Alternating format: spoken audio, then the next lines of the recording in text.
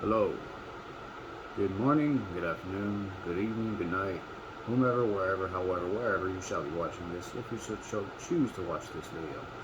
And if you choose to watch this video, I appreciate you tuning in and spending this short amount of time doing so. Your time is precious and valuable, and it means a lot that you are spending it here, watching me talk about something for a little bit. Um, Today's subject video, um, what does technology mean to me? Well, technology is something that's pretty much been I would say, a real focus point in my life. Um, Pretty much spent a good percentage of my life just interested in a variety of different areas of technology. I don't say that I limit myself to one type of technology. I just find a broad variety of technologies fascinating to me. So it's like, and the reason why is because it represents uh, progress and development in education and learning over the years of something in which we originally have started with very limited amount of knowledge and understanding. So you could say we got to this point via generational means, iteratively, and through a lot of trial and error. A lot of people spent their lives trying to understand something about a given subject or area, and their discoveries have led to essentially leaps or hops or incremental improvements in, let's say, processes or methods that help develop newer forms of technology or newer types of technology, whether that be in the computer, whether that be with computers, medical field, rocketry, really across the board. There's no one area which that progress has been lacking, so to speak, in terms of iterative development and iterative improvements over the course of the decades. Technology is something that we as a collective work towards to improving, but also helping ultimately us in the end. Either that be simplifying something, eliminating certain repetitive tasks, making certain uh, processes easier, or aiding us in conjunction to something that we're doing where we may not be able to do it ourselves per se without the assistance of said technology, or it replacing something completely in general, like robotics, something in robotics that replaces the human touch or the human elements in terms of doing something. Um, there are pros and cons with everything. I think technology is no different. I think, as you have a booming population of billions of people, and you're looking to eliminate that populace from doing some menial task or some task that is repetitive, or that that would typically involve humans doing some kind of labor or some kind of task. The problem with that is not being able to reutilize or repurpose uh, the people that you have eliminated essentially from that workforce that used to do that said task, but now you got machines doing it. More often than not, a lot of people don't want to be repurposed. They get content with what they were doing, and they see that as a threat, where a company seeks to eliminate their job instead of trying to figure out a way to pivot and adapt. They react more often in a negative way, in rebellion, or in uh, well, rebellion, or in disagreement to the decision.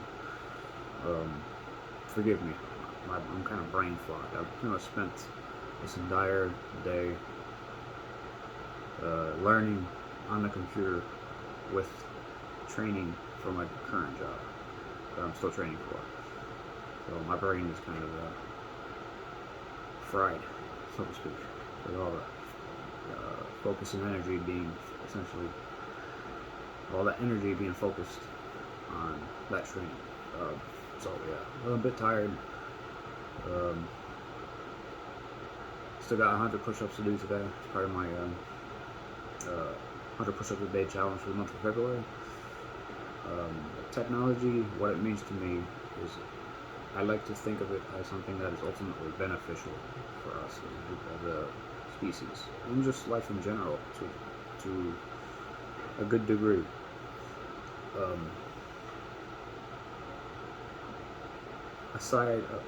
Putting aside the cons for a second, there is huge potential in what technology can help provide us in the future, or steer humanity towards into a different future, in which, in comparison to, let's say, if we didn't have this regular span of iterative improvements in technology, where if we went from, say, from 100 years ago to where we are now at, being able to go out in space and travel, go on rockets, land on the moon, versus 100 years ago or so, if we maintain that same status quo in terms of iterative development or in research and technology versus now. So 100 years today, in that instance, there would be no difference. Society would look tremendously different. One could even say that we wouldn't even be at the population density we are currently, because we think about it across the board. It's more than just computers and rockets and cars and all that. It's also in the medical field, biological, in the field of biology, geology. So it's a wide swath of areas in which there have been improvements that have been continuously made in technology based on research and our discoveries, in which a lot of it from different industries kind of intermingle with one another, and also helping to provide benefit and speeding up that process. So, in a way, you have, let's say, all these areas slowly creeping up, and eventually they intermingle, and one helps out the other and speeds up the process. So when you look at like the medical field and let's say computer technology, we're able to synthesize or potentially predict how a virus or disease or bacteria can mutate based on folding a protein, or potentially create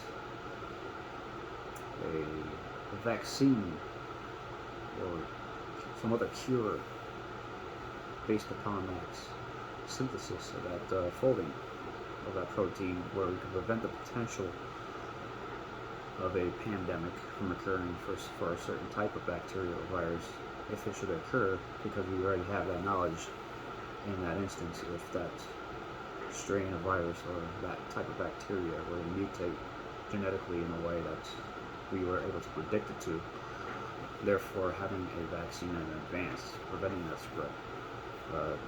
But even then, it's like when you have people who would probably say that oh, it was released.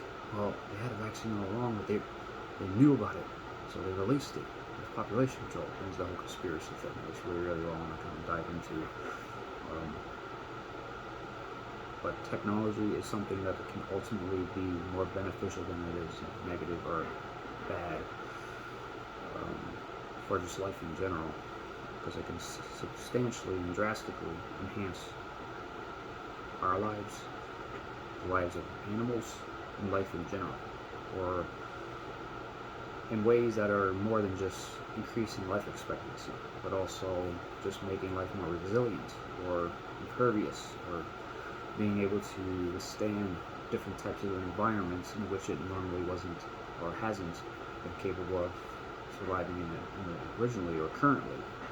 And we were able to make that adaptation happen quicker based on our influence in modifying their genetics. But yeah, so that's just kind of what I feel like, what it means to me. Hopefully how I explained it made sense in a way that you could understand. Hopefully I explained it in a way that kind of also showed you, just by listening, how much it's pretty much impacted my life in a way that's not, I would say, detrimental or negative, more in the optimistic, positive way. And I ultimately like to think and like to believe that is typically the mindset of a good percentage of individuals who are aiming to improve or create and develop new types of technologies, or iterate or improve on existing methods or existing technologies for the sake of more passion, curiosity, and sake of doing good, personal satisfaction and fulfillment as well, but also contributing to the whole. And but yeah, so that is my rambling. That is today's topic. If you stick through this entire video, I appreciate it. Your time is precious and valuable. You mean something. You mean the world to yourself. You mean the world to others. You're cherished, loved. You mean the world to yourself. Be easy on yourself. When times get rough, there may be times in those rough moments where you just think you're not going to be able to get out of that rough time, but you will. The waters will calm, the storm will pass. You will get through it. You just got to keep reaffirming yourself that you'll get through it. You believe it with every fiber of your being. If you need to talk to somebody. Hang in there. You're never really alone. There's always somebody out there who's going through roughly the same thing, or potentially worse, which hopefully it gives you some method of coping, some coping methods, coping skills, or a way to kind of reach out and maybe even